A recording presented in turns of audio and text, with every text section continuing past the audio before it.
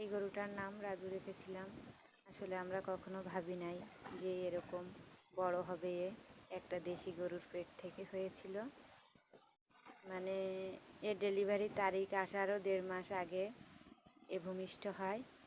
সেজন্য এর গায়ে শুধুমাত্র চামড়াই ছিল, কোনো লোম ছিল না। আমরা সবাই ভাবছিলাম যে ও বাঁচবে না হয়তো, কিন্তু দেখেন আল্লাহ ওরে বাঁচায় রাখছে। তবে ওরে ওই যে বাচ্চাদের যেভাবে ফিডার খাওয়ানো লাগে ওইভাবে খাইতাম। এখন আল্লাহ তারে বাঁচিয়ে তো রেখেছেই, আরও যে এত হায়াত দারাজ করছে। এর 1 লাখ টাকায় বিক্রি করছি আমি, 1 লক্ষ টাকা পাইছি। তবে এর পিছনে অনেক পরিশ্রম করছি আর কি। তবে